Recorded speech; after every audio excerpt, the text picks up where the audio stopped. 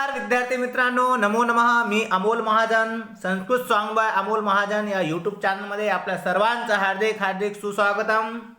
तर विद्यार्थी मित्रांनो, मागच्या व्हिडिओमध्ये आपण अमरकोशः या पाठाचा आपण भाषांतर पाहिले होते.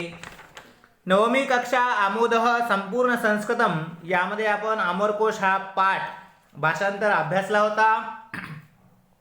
या भागामध्ये किंवा या व्हिडिओमध्ये आपण या अमरकोश या पाठाचा जो भाषांतर आहे ते भाषांतर आज आपण काय करणार आहे पाहणार आहोत. तर चला तर विद्यार्थी मित्रांनो, आज आपण अमरकोशः या पाठावर येऊया आणि अमरकोश नावाचा जो हा पाठ आहे, जो अमरसिंह नावाच्या विद्वानांनी बनवलेला आहे, अशा या अमरसिंह संस्कृत शब्दांचा तर या एक वाक्यानं उत्तर इथून आपण सुरू करूया. आणि पहा, तर एक कमेंट्स आली होती की सर तुम्ही जे भाषाभ्यास घेता त्या भाषाभ्यास घेताना जो उत्तर आहे त्या उत्तरांना थोडंसं व्यवस्थित लिहिण्याचा प्रयत्न करा. तर आपण त्याचं जे उत्तर आहे फक्त तेवढाच शब्द व्यवस्थित लिहिण्याचा प्रयत्न करूया.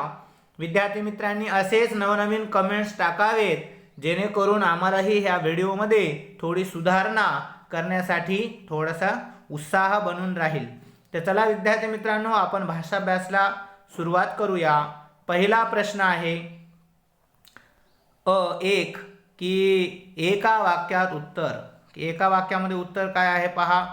पहिला प्रश्न बघा, कोशा किमर्थम आवश्यकाः, की कोशा कशासाठी आवश्यक असतात. की कोशा सर्वेषां शास्त्राणाम अध्ययनार्थम, याचं जे उत्तर आहे न लिहिता जर आपण धड्यामधून जर आपण पाहण्याचा प्रयत्न केला तर अतिशय सुंदर. हे बघा, सर्वेषां शास्त्राणाम अध्ययनार्थम कोशः आवश्यकाः. मग हे पहिल्या प्रश्नाचं उत्तर आपण धड्यामधून पाहण्याचा प्रयत्न करूया. दुसरा प्रश्न आहे कोशः नाम किम. दुसरा प्रश्न काय आहे, कोश नाम किम, कोश म्हणजे काय. तो कोशः नामः संग्रह, कोश म्हणजे संग्रह. इकडे बघा, अत्यंत सुंदर उत्तर. आपण धड्यामध्येच त्या उत्तर शोधण्याचा प्रयत्न करूया. कोशः नाम संग्रह. मग संग्रह म्हणजे काय ते एक उदाहरण देऊन इथं कळत नेले. ज्याप्रमाणे आपण बँकेमध्ये धनाचा संग्रह करतो, धन जमा करतो, त्याचप्रमाणे भाषाकोशामध्ये शब्दांचा संग्रह असतो. अशा प्रकारचे सेकंड प्रश्नांचं उत्तर होतं. त्यानंतर तिसरा जो प्रश्न आहे बघा, अत्यंत सुंदर, की कह अमरकोशस्य रचयिता, की अमरकोशाचे जे रचयिता आहे ते कोण आहेत. तर अत्यंत सुंदर असा प्रश्नाचं उत्तर इथं दिलेलं आहे की अमरकोशाचे रचयिता कोण आहेत. तर अत्यंत सुंदर उत्तराचं आपण इथे उत्तर करूया की अमरसिंह नाम पंडितः एतस्य रचयिता, म्हणजे अमरकोशस्य रचयिता अमरसिंह पंडितः आहेत, अमरसिंह नावाचे विद्वान आहेत. अशा प्रकारचे हे तिसऱ्या प्रश्नाचं उत्तर इथे आपण पाहिलं. त्यानंतर चौथा प्रश्न आहे अमरकोशस्य कंठस्थीकरणं कस्मात् सुलभम, की अमरकोशाचे जर पाठांतर करणे कसे सोपे जाते. तर याचा उत्तर इथंच दिलेला आहे की हा जो पद्यमय एष ग्रंथ गेयः. तर बघा की हा जो ग्रंथ आहे तो पद्यमय आहे, गेय म्हणजे गाण्यासारखा आहे. त्यामुळं श्लोक तस्मात् अमरकोशस्य कंठस्थीकरणं सुलभं वर्तते. त्यामुळे हा ग्रंथ पद्यमय आणि गाण्यासारखा असल्यामुळे हा वाचण्यासाठी किंवा कंठस्थी करण्यासाठी, बघा ना इथे पूर्ण लाईन घेऊया, त्यासाठी श्लोकांना आणि सुभाषितांना पाठ करण्यासाठी आणि त्याचा पाठ करण्यासाठी खूप सोपे जाते. उदाहरणार्थ बघायला झाल्यास मी जर विद्यार्थ्यांना म्हटलं की विद्यार्थी मित्रांनो, हा एवढा जो पॅरेग्राफ आहे तो एवढा पॅराग्राफ तुम्ही उद्या येताना काय करा, एवढंसं येथून एवढा पॅराग्राफ पाठ करून या. आणि जर येताना एक श्लोक दिला हो तर विद्यार्थी काय पाठ करून येतील, हा पॅराग्राफ पाठ करून येतील का हा श्लोक पाठ करून येतील. तर विद्यार्थी मित्र साहजिक आहे हा श्लोक जो दिला होता तोच पाठ करून येतील, हा पॅराग्राफ त्यांना पाठ करण्या जाणार नाही. म्हणून हा पद्यमय आहे आणि हा गाण्यासारखा आहे, गेय स्वरूपामध्ये असल्यामुळे लवकर पाठांतर होते, म्हणून सरळ जाते पाठ करण्यामध्ये, सरळता होऊन जाते म्हणून पाठ होते. चला पुढे. त्यानंतर अमरकोशे कतिही श्लोकाः सन्ति, की अमरकोश यामध्ये किती श्लोक आहेत, तर यामध्येच उत्तर पाहण्याचा प्रयत्न करूया. उपसार्ध सहस्रम श्लोका सन्ति, की अमरकोशे मध्ये उपसार्ध सहस्त्रम यांनी 1500 श्लोक आहेत. बघा अतिशय सुंदर याचा प्रश्नाचं उत्तर आपण धड्यात पाहण्याचा प्रयत्न करत आहोत, कारण की लिहिण्याचा प्रॉब्लेम इथे छोटी स्क्रीन असल्यामुळे मोबाईलची तो पूर्ण वाक्य लिहिणं होत नसल्यामुळे आपण थोडंसं धड्यामध्येही पूर्ण ते वाक्य काढून पाहण्याचा इथे प्रयत्न करणार आहोत. की मग इथं एकदम शेवटचा जो प्रश्न आहे मोठा ऊ, तर तिथं काय दिलेले बघा, अमरकोशस्य किम अन्य नामद्वयम, की अमरकोशाचे अन्य दुसरे कोणकोणते नाव आहेत. तर एक आहे अमरकोश, आता दुसरं नाव आहे त्रिकांडकोश आणि त्याच्यानंतर नाम आहे नामलिंगानुशासन, ज्यामध्ये 3 कांड आहेत म्हणून या कोशाला त्रिकांडकोश म्हटल्या जाते. आणि एक दुसरंही वैशिष्ट्य आहे की यामध्ये लिंग निर्देशांचा बोध केला आहे म्हणून यांना नामलिंगानुशासनम असं म्हटल्या जाते. म्हणून या ग्रंथाचे 2 नाव आहेत, त्रिकांडकोश, नामलिंगानुशासनम. त्यानंतर द्वितीय प्रश्न आहे, की काय प्रश्न आहे बघा, तो प्रश्न आहे माध्यम भाषया लिखत, की काय प्रश्न आहे माध्यम भाषामध्ये, की अमरकोश कंठस्थीकरणेन के लाभः भवन्ति, की बघा अमरकोश ग्रंथ पाठांतर केल्यावर कोणकोणते लाभ होतात. मग यासाठी आपल्याला थोडंसं धड्यामध्ये जर पाहिलं तर थोडंसं इथून जे आहे जे लाभ आहेत इथपर्यंत आहेत, तर त्याचा आपण थोडासा माध्यम भाषा कशी लिहायची आहे ते आपण थोडंसं सांगण्याचा प्रयत्न करूया. प्रस्तुत पाठ माध्यम भाषा ही अमरकोश या ग्रंथातली आहे. कोश म्हणजे समृद्धीचे उदाहरण आहे. धनकोश, संपत्तीकोश, शब्दकोश समृद्धीची उदाहरणे आहेत. इतर कोशापेक्षा अमरकोश हा कोश ग्रंथ वेगळा आहे. संस्कृत भाषा अत्यंत समृद्ध भाषा आहे. आजही कोणत्याही भाषेला पर्याय शब्द सापडत नसतील तर संस्कृत भाषेतून तो पर्याय शब्द घेतला जातो. मग गणित शास्त्रे यांना हा नियम लागू पडतो.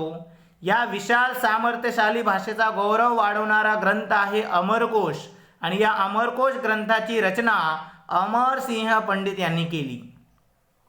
मग हा जो ग्रंथ आहे तो पद्यमेय व गेय भाषेत लिहिलेला आहे. यामुळे या ग्रंथाचे पाठांतर सुलभतेने होते. या ग्रंथाचे दुसरे वैशिष्ट्य म्हणजे सर्व शब्दांचे लिंग सांगितलेले आहे. त्याचबरोबर एका शब्दाचे अनेक अर्थ होत असतील तर त्याचा पण उल्लेख या ग्रंथात आहे. विद्यार्थी मित्रांनो, अमरकोश ग्रंथाच्या पाठांतराने आपले भाषेवर प्रभुत्व येते आणि सहजपणे आपण संस्कृत भाषा धारा प्रवाह बोलू शकतो. कोणत्याही भाषेचा पद्याचा अर्थ सहज जाणून घेऊ शकतो. आपले संस्कृत लेखन कार्य स्वच्छ व शुद्ध होते आणि आपल्या शब्दसंपत्तीत भरीव वाढ होते आणि भाषण चातुर्य वाढते.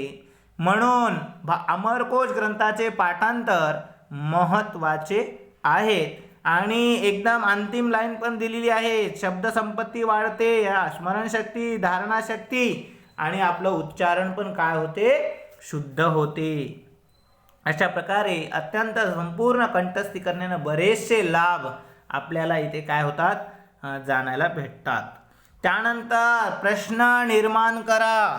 हे काय आहे, प्रश्न निर्माण करा. बघा प्रश्न निर्माण करा म्हणत आहेत, तर प्रश्न निर्माण करण्यासाठी आपण या स्क्रीनवर लिहिणार आहेत. फक्त प्रश्न जो निर्माण होतो तो आपण प्रश्न इथे बघूया. तर चला, तर पहिला आहे वयम वित्तकोशे धनस्य संग्रहणं कुर्मः, की आपण सर्वजण वित्तकोशे म्हणजे बँकेमध्ये कशाचा संग्रह करतो, की धनाचा संग्रह करतो. की धनाचा म्हणजे कशाचा, की कशाचा म्हणल्यानंतर इथं कस्य शब्द येते. मी आता थोडं व्यवस्थित लिहिण्याचा प्रयत्न करतो जेणेकरून आमचे जे पाहणारे विद्यार्थी आहेत त्यांना सहजतेने लक्षामध्ये येईल की वयम वित्तकोशे कस्य संग्रहणं कुर्मः, की आपण बँकेमध्ये कशाचा संग्रह करतो. अशा प्रकारे हे पहिला प्रश्न. त्यानंतर दुसरा आहे अमरकोश संस्कृत शब्दानां संग्रह ग्रंथ, की कोश जो आहे त्यामध्ये संस्कृत शब्दांचा संग्रह ग्रंथ आहे. की मग अमरकोश कशांचा संग्रह ग्रंथ आहे असा बनवायचा झाल्यास प्रश्न संस्कृत शब्दानांच्या जागी केशाम शब्द येईल. काय शब्द येईल? केशाम. मी इथं लिहितो केशाम, बरोबर.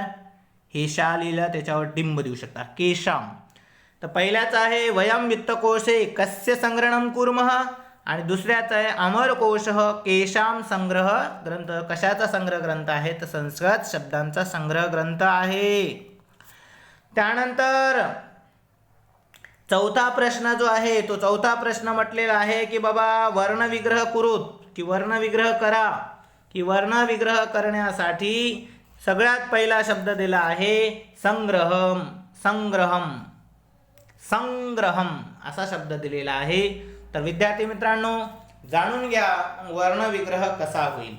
तर मग अशाप्रमाणे आपण एक एकचा आपण वर्णविग्रह करू. जसं स आहे, स मध्ये काय आहे? अ आहे.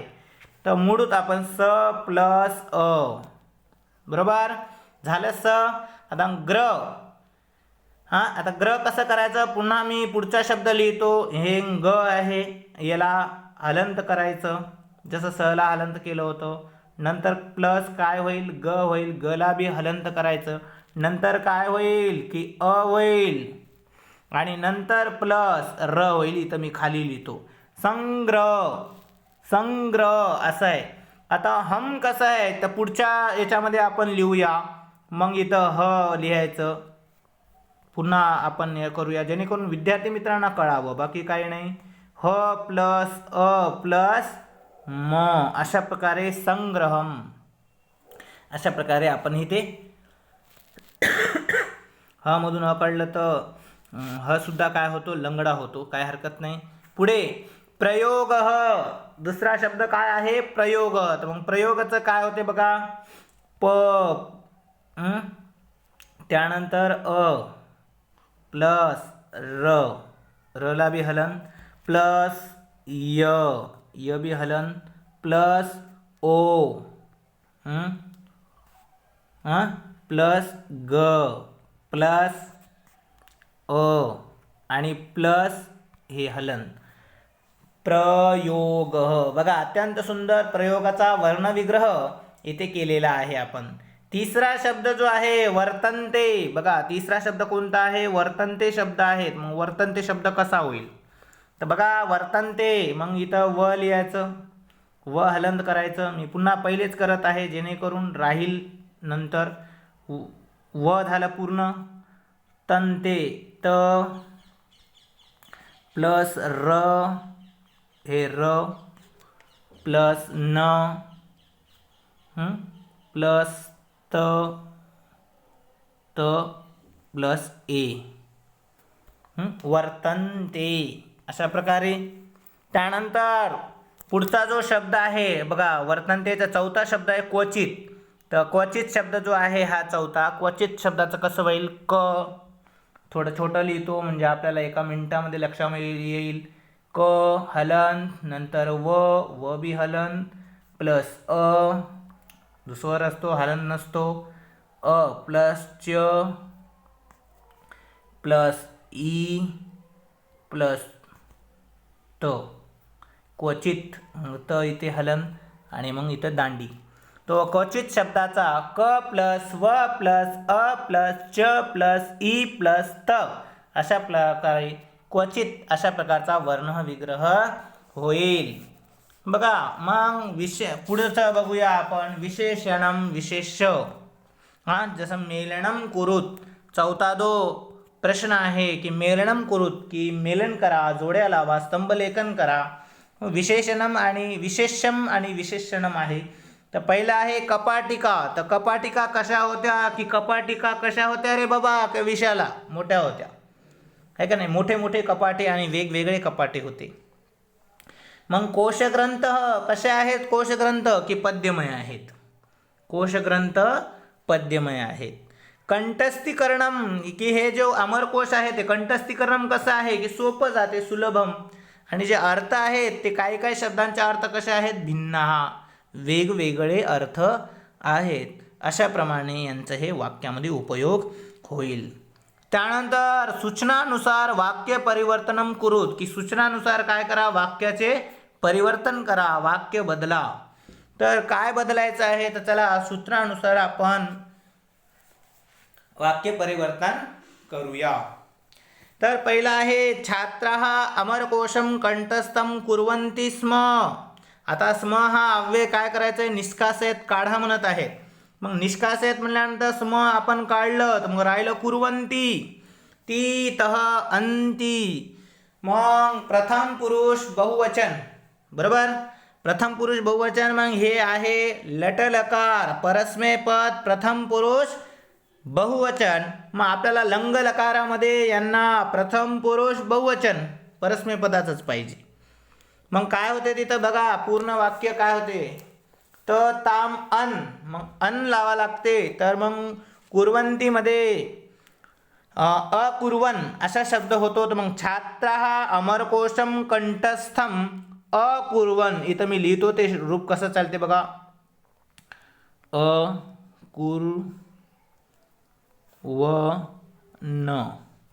अकुर्वन पुढं च लावायचं, च. मग काय उत्तर बनते बघा, छात्राः अमरकोशम कंठस्थम अकुर्वंच. अशा प्रकारे आपण स्म अव्यय भूतकाळी आहे तो काढला आणि भूतकाळी जो प्रत्यय आहे कुर्वंतीचा परस्मैपदी बहुवचन लटलकारचा, त्या जागी लंग लकारचा आहे का नाही परस्मै पदामध्येच बहुवचन घेतलेलं आहे, म्हणून तिथं अकुर्वन असा शब्द आलेला आहे. तर चला आता मग पुढं बघूया आपण. तेन कह लाभ भवती. आता भवती तेने कशाने, तेने काय लाभ होतो? मग तीच आहे, त्याला बहुवचन करायचं आहे. तर तेनच्या जागी काय बनते बघा विद्यार्थी मित्रांनो, आपण इथं लिहूया ते. तेनच्या जागी तेहे. कहच्या जागी काय होईल? के. ते के लाभा, लाभा बहुवचन करायचे ना. इथं भ आहेत, लाभा. भवतीच्या जागी भवंती येईल मुलांना. काय येईल? भवंती. मग आपलं वाक्य काय बघायला बघा बरं. तेहे के लाभा भवंती असं आपलं उत्तर बहुवचनामध्ये होईल. चला आता पुढचा प्रश्न आहे की मग एक वचनामध्ये करा. की मग काय करायचं एक वचनामध्ये? की वयमपि अमरकोशम कंठस्थम कुर्यावम. मग आपण सुद्धा अमरकोश ग्रंथ कंठस्थ करूया. मग हे एक वचनामध्ये वाक्य करा. की मग एक वचनमध्ये वाक्य कसं करायचं? तर मग याचं आपण थोडंसं पुन्हा एकदा लिहूया. की वयमपीचं अहमपी होईल. काय होईल विद्यार्थी मित्रांनो? अहमपी. अत्यंत सुंदर लिपी येत असेल, तुम्हाला समजत असेल. अमरकोशम, अमर कोशमला अमरकोशम येईल. त्यानंतर कंठस्थमला कंठस्थमच येईल. कंठस्थम, कंठस्थम. आता कुर्यामच्या जागी करोमी येईल. काय करावं मला? अहमपी आल्यावर रो मी. मग काय उत्तर बनाले बघा. अहमपि अमरकोशम कंठस्थम, इथं कंठस्थम करोमी. अशा प्रकारे आपण एक वचन इथं करत आहोत आणि दांडा द्यायला विसरायचं नाही. तर चला विद्यार्थी मित्रांनो, 3 शब्द आपण इथे पाहिले. त्यानंतर समानार्थक, समानार्थिक शब्द लिहा, पर्यायी शब्द लिहा. काय शब्द आहे पहिला बघा? कोश. मग समानार्थिक शब्द लिहिण्यासाठी पहिला दिलेला आहे कोश. मग कोशाचा समानार्थिक शब्द काय होतो? की कोशाचा समानार्थिक शब्द होतो संग्रह. काय शब्द होतो मुलांनो? संग्रह. लिहू का मग मी इथे? चला प्रयत्न करूया आपण संग्रह लिहायला. संग्रह. ग्रह, कोश मीन्स संग्रह, हा त्यामध्ये शब्दांचा संग्रह होतो. त्यानंतर अमरकोश हा शब्द लिहिलाय की अमरकोशाचे दोन नाव आहे. थोडंसं आपण स्क्रीनवरच बघूया जेणेकरून धड्यामध्ये जे दोन नाव आहे जे आपण उत्तर शोधलेले आहेत. हे बघा, एक आहे त्रिकांडकोश, मी थोडंसं हायलाईट करतो, त्रिकांडकोश आणि नामलिंगानुशासनम असे दोन नाव अमरकोश या ग्रंथाचे आहेत. त्यानंतर शब्द आहे विख्यात. काय शब्द दिलेला आहे? विख्यात. तर मग विख्यात या शब्दांना समानार्थी आहे प्रसिद्ध. काय शब्द आहे? मी थोडंसं समजाव म्हणून एकच शब्द थोडासा मोठा याच्यामध्ये देत आहेत, कारण की विद्यार्थ्यांची कमेंट्स आलेली आहेत तर त्या कमेंट्सला सहजतेने फॉलो करायला पाहिजे. विख्यात, प्रसिद्ध. त्यानंतर शब्द आहे सुलभम. कसा आहे? सुलभम.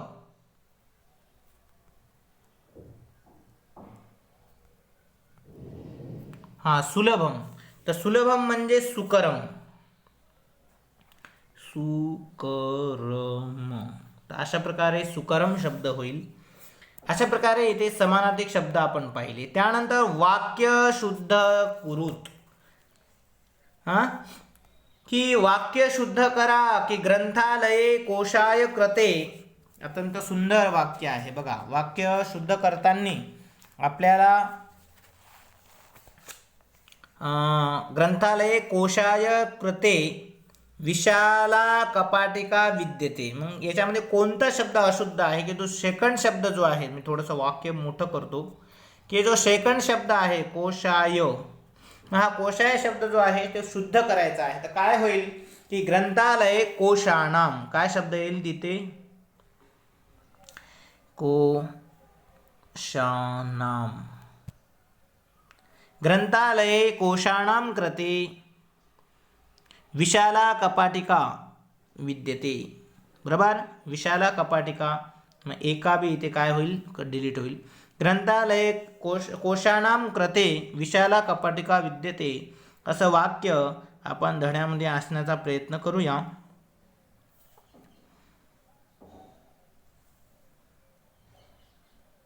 एषा भिन्ना विशाला कपाटिका. ठीक आहे. सेकंड वाक्य आपण बघूया मुलांनो, विद्यार्थी मित्रांनो. छात्रः ग्रंथालये विविधं पुस्तकानि पश्यन्ति.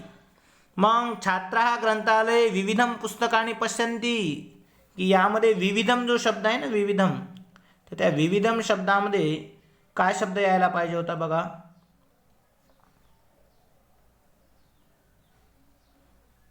हे विविध जो शब्द आहे, थोडंसं स्क्रीन खाली घेऊया. विविधम शब्दाच्या जागी थोडंसं आपण धड्यामध्येच जर पाहिलं, एकदम पहिली लाईन आहे बघा, छात्राः ग्रंथालये विविधानि, तो विविधानि पुस्तकानि पश्यन्ति. तर आपलं काय आहे शब्दाचा उत्तर? विविधानि. अशा प्रमाणे या शब्दाचं उत्तर येईल. आणि तिसरं वाक्य जो आहे त्याचं नाव आहे अमरकोशे तिस्रः कांडानि सन्ति. की अमरकोशामध्ये 3 कांड आहेत, तर तिसऱ्याच्या जागी जो तिसरा शब्द आहे त्या जागी काय शब्द येईल? तर थोडंसं आपण धड्यामध्येच पाहूया.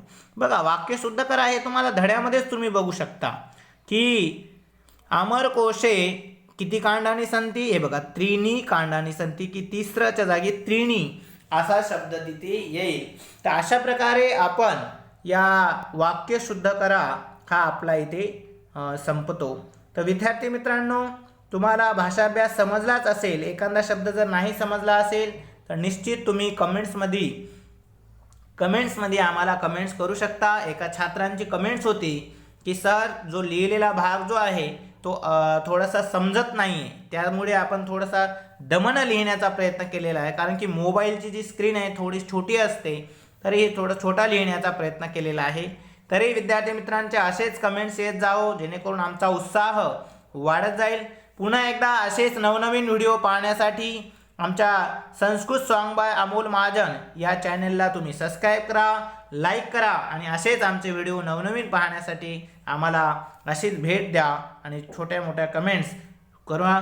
तर पुढच्या आपण पाठामध्ये पुढचा भाग आपण अत्यंत सुंदर सर्मा यः शीलम हा भाग अत्यंत सुंदररित्या गाऊन आपण त्याचा भाषांतर पाहणार आहोत. तर चला तर विद्यार्थी मित्रांनो, पुन्हा एकदा असेच नवनवीन व्हिडिओ पाहण्यासाठी आमच्या चॅनलला सबस्क्राईब करा, लाईक करा व कमेंट्स करा. पुन्हा भेटूया, पुनर्मिलामः. धन्यवाद.